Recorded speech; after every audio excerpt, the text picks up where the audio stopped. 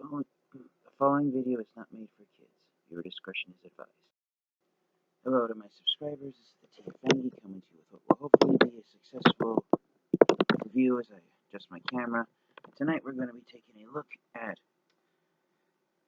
a Transformers figure that, out of the 4 Transformers, the deluxe class-sized figures that have been released in Wave 3 of the Transformers Legacy line, this is the one that a lot of Transformers fans and collectors, the general attitude has been either they like the figure or they hate it, not much middle ground, and in the minds of Transformers fans and collectors who are familiar with the character, this figure has been kind of a mixed bag to get it. So, based on the consensus from Transformers fans, tonight we're going to be taking a look at the most, for lack of better vocabulary, disappointing figure to be released in Wave 3 of the Transformers Legacy line.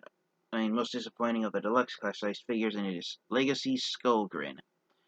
Now, the reason why Skullgrin has been a bit of a disappointment for some Transformers fans and collectors is because Skullgrin is the first deluxe class-sized Transformers figure in the Legacy line who is based on one of the Transformers Generation 1 Decepticon Pretenders. The gimmick with the original Pretender Transformers figures is that they were small-sized Transformers who hid inside battle suits or shells of organic creatures, and the Decepticons transformed into monstrous aliens as their Pretender shells, and then the inner robot transformed into a vehicle, and it was essentially 3 action figures in one. You got the Pretender shell once you took the inner robot out, and then you got the inner robot and the vehicle the inner robot transformed into.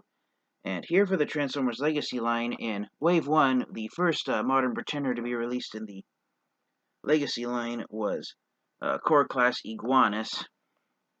And then also now in Wave 3 of the Legacy line, in addition to Deluxe Class Skullgrin, we also have Core Class Bombburst. And with Iguanus and Bombburst, the impression from most Transformers fans and collectors, myself included, was that all of the Pretender Transformers were going to be given Core Class-sized figures as a callback to the inner robots of the Generation 1 Pretenders being small-sized. But here for Skullgrin being a deluxe class-sized figure, what Hasbro and Takara Tomy have done is that Skullgrin is based on his size is based on the larger organic shell that his G1 Pretender figure would pop out of.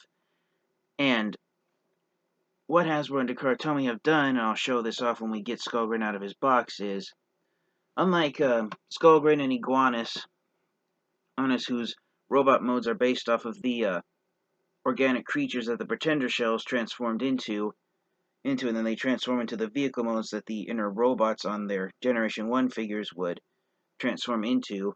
Unlike these guys, Skullgrin's robot mode, the only parts of the Generation 1 Pretender shell that he has on him are his head sculpt and his the utility belt on his pelvis, but the rest of him is based on the inner robot. So basically, Hasbro and Takara Tomy did a reverse of what they did with Iguanus and Bombburst, and here on Skullgrin, he's the size of the Pretender shell that the Generation N version of Skullgrin came out of, yet the robot mode itself and the vehicle mode that he transforms into are based on the inner robot. So they basically almost did a reverse of where the inner robot looks like the Pretender shell, and the Pretender shell looks like the inner robot. So whether or not this means that future deluxe class-sized Transformers versions of the Transformers characters who were known as the Pretenders in the original Transformers Generation 1 line, whether or not they're going to look like Skullgrin or if they're going to look like larger versions of Iguanus and Bombburst is uncertain at this point. A lot of Transformers fans and collectors thought that the core class-sized Iguanus and Bombburst figures, that was going to be the actual size of the Pretender robots, similar to Kingdom Rat Trap and also Studio Series 86 Wheelie and Studio Series 86 Rumble, where unlike the most of the Core Class Transformers figures, such as the Core Class Optimus Prime and Megatron figures we've gotten in both Legacy and in the Kingdom line last year, where they were just tiny-sized versions of much larger-sized Transformers figures, a lot of collectors have been under the impression that these are not miniature-sized figures. These are the intended sizes for Iguanus and Bombburst, and that the Pretenders are the same size as the smaller-sized Transformers, such as Soundwave's cassettes, such as Rumble, who was recently released in the Studio Series 86 line, and also some of these smaller-sized mini-bots, such as Wheelie, who again was given a core class figure in the Studio Series line. I actually have a Studio Series 86 Wheelie up there. I'm pointing at his box. So unlike those other Transformers figures, it was thought that those were the actual sizes of the Pretender Transformers, and so if that is the case, and that the core class figures are the intended sizes for Iguanus and Bombburst, and they aren't just miniatures, and the Pretenders are supposed to be that tiny, then Skullgrin being a deluxe class size means that the Pretenders are going to come in multiple sizes. They aren't all going to be the exact same size like their Generation 1 action figures were. It's rumored, on that note, that next year in Wave 2 of the Legacy line, which the title of it has been revealed to be Transformers Legacy Evolution, that in the Legacy Evolution line, we're going to supposedly get a Voyager class-sized action figure of arguably the most famous Pretender of all, which is the character of Bludgeon. So it means that the Pretenders are no longer going to all be the same size as each other, and they're going to come in multiple sizes. So how that plays out is yet to be seen. But the general consensus so far from most Transformers fans and collectors is that they aren't as thrilled with Skullgrin as they would have been, due to the fact that his robot mode it looks like the inner robot, with the exception of his head sculpt and also his utility belt in his pelvis region, also his shoulder pads. Basically, if you were to remove the parts of Skullgrin that are white, and I believe it's all white paint, it's not white plastic.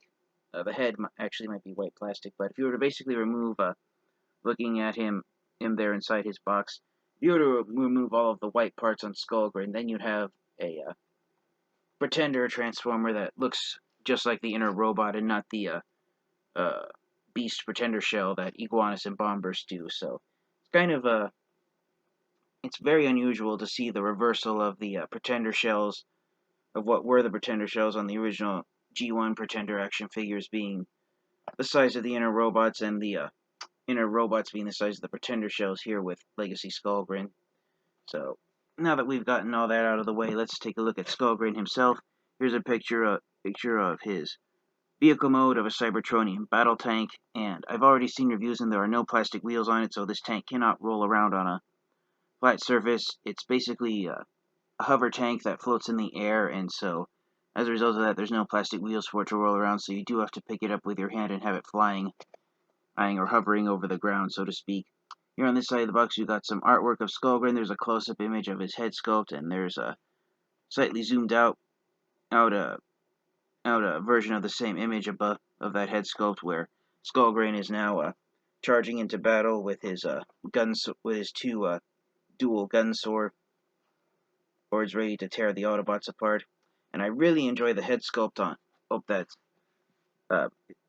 that's designed on Skullgrin. This is one of Skullgrin's most iconic features, and why, arguably after Bludgeon, he's one of the more iconic of the Decepticon Pretenders, due to the fact that Skullgrin's head sculpt, it's basically a skull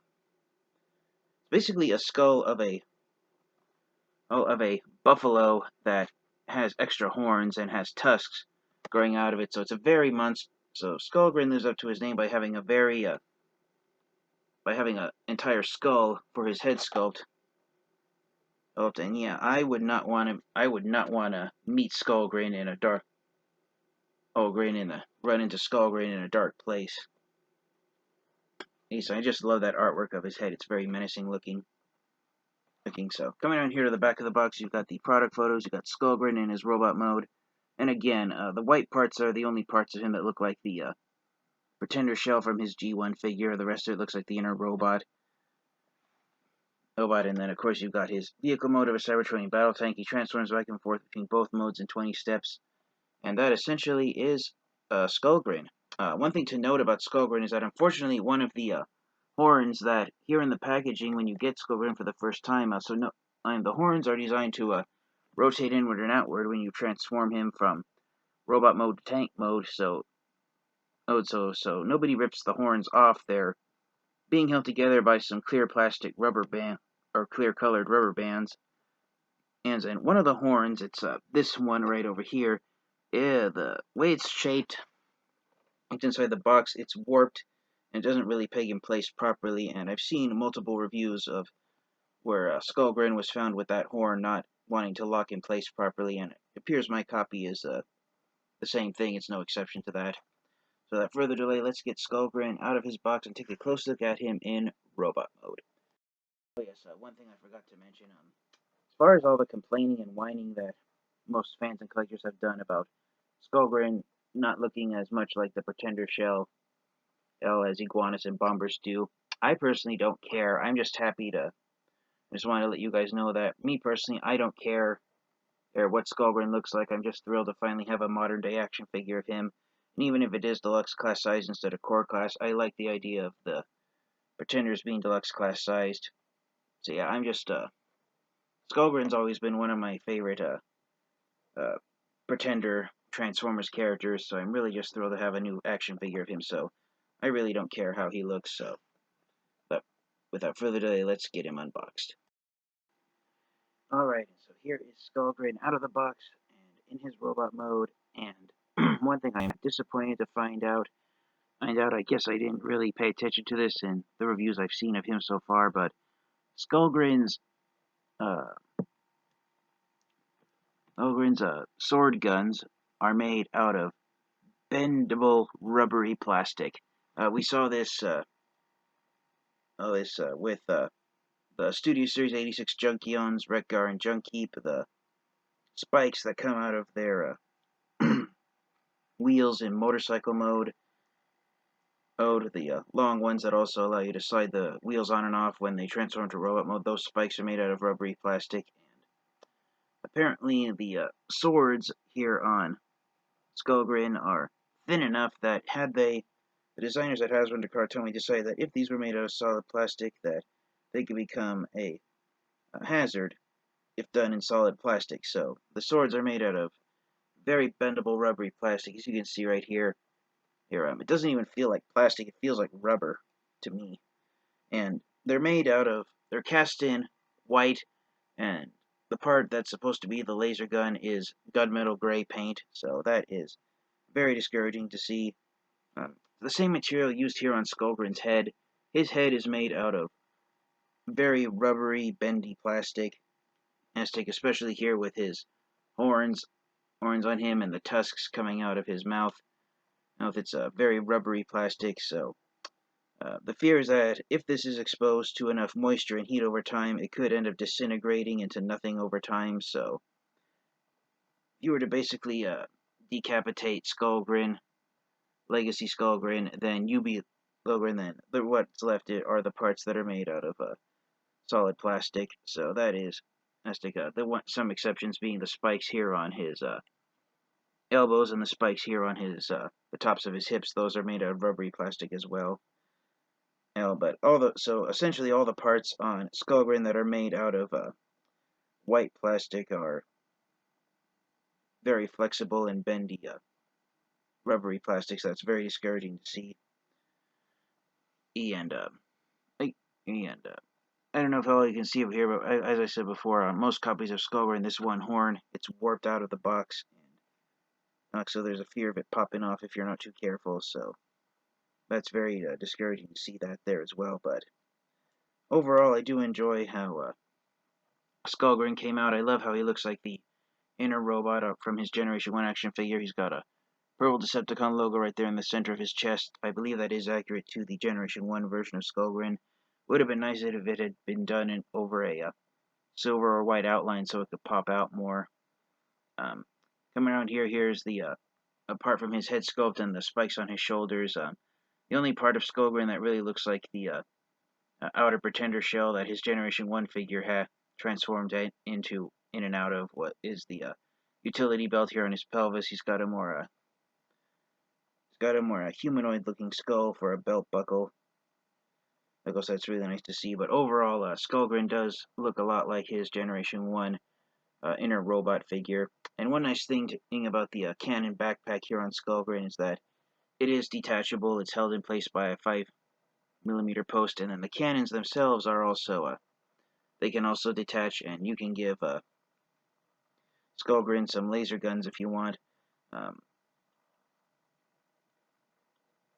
go ahead and see what that looks like there. So pop that cannon off, pop this cannon off. Unfortunately, the parts that the two cannon barrels actually attach to, the only 5mm peg that it has is on the, it doesn't actually even have a 5mm peg, it just has 5mm ports on it, or it's on it. I recommend leaving it on because it has a tail on the back, so it gives Skullgrin a monstrous appearance. But then, if you desire to, what you can do is swap out the cannon barrels, which are intended to be Skullgrin's tank mode. You can swap them out with the swords, and then you can give Skullgrin a bladed backpack if you desire, and you can have him have his laser cannons if you want to see him wielding weapons that are made out of solid plastic. You can also rotate the backpack around if you want and have his swords pointing downward if you want, or you can just have them rotate it around if you desire. So that's there's a lot of configurations you can get Skullgrin into with the weapons that he comes packaged with. He does have a nice, decent amount of articulation on his head, but these horns on the top of his head can't hit the backpack if you're not too careful. So he can look up that much, and where the ball joint's positioned, being at the back of the skull instead of the underside of the skull. You can have Skullgrin moving left and right, but because the bottom half of his skull dips down, and if you were to leave him face down, then his chin is going to hit his chest, so that does limit the articulation a little bit. You got universal joints in the shoulders, so the arms have the potential to spin clockwise and counterclockwise 360 degrees. They can go out of the shoulder joint that far. Swivel joint in the bicep, hinged elbow. The hands can technically can make it look like Skullgrin's broken his wrist, but that's actually a transformation joint, so there's no actual articulation in the robot mode. If you flip his tail up and you get his arms out of the way, then Skullgrin can spin around 360 degrees clockwise and counterclockwise at the waist. The legs can go forward that far, they can go backward that far, but the hip joints in the hip feel tight out of the box, so I'm not going to try and stress it so much. And unfortunately, the legs can only go outward at the hip this far due to these rubbery hip spikes that he has here on the outer sides of his pelvis. A swivel joint in the thigh, hinge joint in the knee, and you do have ankle rockers there, and the toes can't really go up and down. They can go up and down about maybe 1 millimeter, but it's hindered due to how the lower leg transforms. But yes, despite having some joints that are articulated, the ones that aren't limited do have a lot of free range, so you can get a decent amount of action poses out of Skullgrin if you desire. So again, for a size comparison, here's Skullgrin next to the other Pretender Decepticons we've gotten in the Legacy line so far. Here's Core Class Bombburst, who also was released in Wave 3 of Legacy, and we have Core Class Iguanus from Wave 1 of Legacy. So here are all the Decepticon Pretenders we've gotten in the Legacy line so far. And they do make a pretty menacing group of Decepticons, in my opinion. And for one last special size comparison, here is the first modern-day action figure of Skullgrin that was released by Hasbro. This is the Transformers Generations Deluxe Class Skullgrin figure that was released way back in the year 2011. This figure was a straight-up repaint of the Generations Deluxe Class Straxus figure with a head sculpt trying to be somewhat similar to Skullgrin's the skull head that his Generation 1 action figure had. And yeah, comparing the two side by side with each other, even though the Generations Deluxe figure is bulkier and a taller Transformers action figure, the Legacy figure is much more accurate to how Skullgrin looked in his original Generation 1 form. This version of Skullgrin Skullgrin. I think he might have ended up looking like this in a few issues of IDW's comic books, but I can't confirm that with 100% certainty, so don't quote me on that. But yeah, this was Hasbro's first attempt at releasing a figure of Skullgrin back in 2011, was taking a deluxe class action figure of the Transformers character of Straxus and throwing a Skullgrin-inspired head sculpt on there and saying that it's Skullgrin. Whereas here on the Legacy figure, Hasbro and Tomy went the extra mile and designed an entirely brand new figure that is very accurate to Skullgrin's Generation 1 version.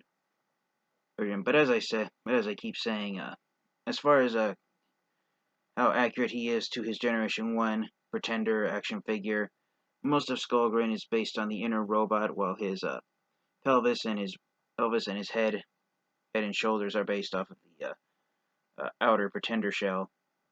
But compared to the previous deluxe class action figure of Skullgrin that we got, this is a far more G1 accurate looking Skullgrin figure. This one is a pain to transform.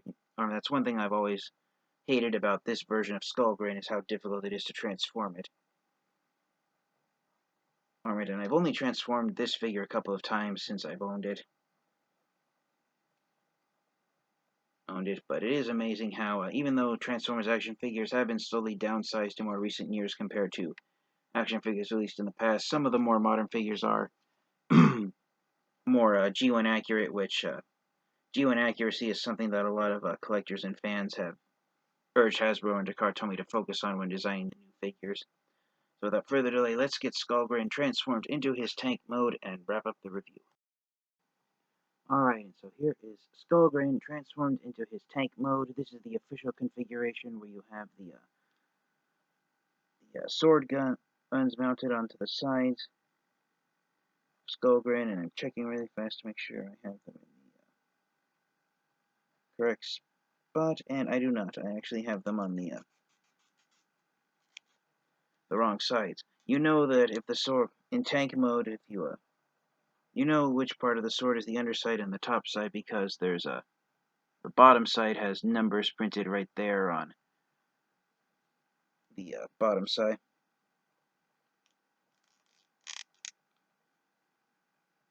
Alright, so getting these on the correct side, where those manufacturing numbers are hidden from view, at least looking at Skullgrin from overhead. So here's the official configuration of Legacy Skullgrin's tank mode, where you have the gun swords sticking off the sides of the cannon, and then you have the two barrels right here on the top. The tank turret, the two barrels can independently go upward that far. The turret can spin around 360 degrees, both clockwise and counterclockwise. Nice. Again, there's no wheels or anything, even though he has treads sculpted here on the back. Heck, there's no wheels on there at all. I'm certain someone will come up with a third-party upgrade kit that will give Skullgrin proper wheels that will allow him to properly roll around. But yeah, that's the official tank mode configuration. But again, because all of the Skullgrin's weapons are held together by 5mm pegs and ports, if you wanted to, for instance, you wanted to try and fill in the gap from the front of the tank where his robot mode feet are just dangling up in midair, you can plug his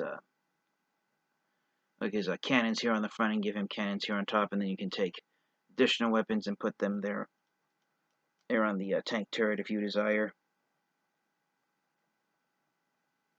Or you can also take the blades off the sides and put them on top as well if you want him to look like he has, instead of a cannon on top of his tank turret, he has two large swords sticking out of the top of the cannon. But yeah, there's all sorts of ways you can rearrange Skullgrin's weapons if you think that the official configuration is a little lackluster, or if you think that it's not really the best that Skullgrin's tank mode could end up looking. So for some size comparisons, here he is with Core Class Iguanus. Again, it's a Core Class figure versus a Deluxe figure, so of course Skullgrin's going to be twice the size of Iguanus, and also the other Core Class Pretender and released in the Legacy line, which is Bomb Burst. but I do enjoy the science fictional looking tank that Skullgrin transforms into. The inner robot transformed into a tank that was similar in appearance to this one. And speaking of which, for a size comparison with another action figure Skullgrin, here's the Generations 2011 Deluxe Class Skullgrin figure, and I honestly can't believe I've had this version of Skullgrin for 11 years now. So here's the tank. So this version of Skullgrin, again, it's a repaint of the Generations Straxus figure that was released back in 2011, and so this version of Skullgrin actually instead of transforming into a actual tank, it instead has it transforms into a half-track military vehicle. So it's nice to have an action figure of Skullgrin that actually transforms into a Cybertronian tank, just like his Generation 1 inner robot did. But yeah, there's a size comparison of the two deluxe class size Skullgrin action figures I have in my collection. I do have the Power of the Primes Prime Master version of Skullgrin that was released in 2018, but I, for the life of me, cannot find the place where I put my Power of the Primes Prime Masters. Hopefully they'll earn up if I ever decide to take a day where I rummage through all of the storage bins that I have my Transformers action figures piled inside and I find the Prime Masters. I might do a group shot of all my Skullgrin figures together. But yeah, overall, despite looking more like his inner robot than the Pretender shell of a mechanical alien beast, I do enjoy how Skullgrin turned out. Again, my main gripe with Skullgrin is that all the parts of him that are white plastic, such as his robot mode head, which is sticking out here under the base of the tank, but also the sword guns, the fact that they're made out of this very bendable, rubbery plastic that could end up dissolving or disintegrating if exposed to enough moisture and heat over time. I wish those parts would have been made out of solid plastic. But that's just a minor gripe with me. I do enjoy the paint apps and the overall design of Skullgrin. So for the proverbial question, do I recommend getting Legacy Skullgrin and adding him to your Transformers collection? Absolutely I do. Skullgrin has a very unique looking head sculpt, and while the tank mode might not be the best tank vehicle we've got on with the posability that's in the tank turret, which some tank Transformers end up lacking on the different configurations you can get Skullgrin's tank mode into. You cannot go wrong having this figure in your collection, and if Skullgrin really is, in the minds of Transformers fans and collectors, the worst of the 4 Transformers Legacy Wave 3 Deluxe Class Transformers figures, then Hasbro and Takara Tomy, as I just dropped Skullgrin to the floor by accident from trying to show him off. If Hasbro and Takara Tomy are going in the right direction with the way the modern-day Transformers action figures are being designed, because if there are Transformers fans and collectors out there who say that Legacy Skullgrin is a lousy Transformers action figure, he's not the worst Transformers figure that we've gotten in recent years, so if he is the worst of Wave 3 of the Legacy line, then the Legacy line is proving to be a very outstanding line of Transformers action figures. Thank you guys so much. The review's gone on much longer than I wanted it to, but stay tuned. More reviews are to come. It's the first few days into December of 2022, so there's less than a month before the year 2022 comes to an end, and I still have close to 30 Transformers reviews that I want to get done.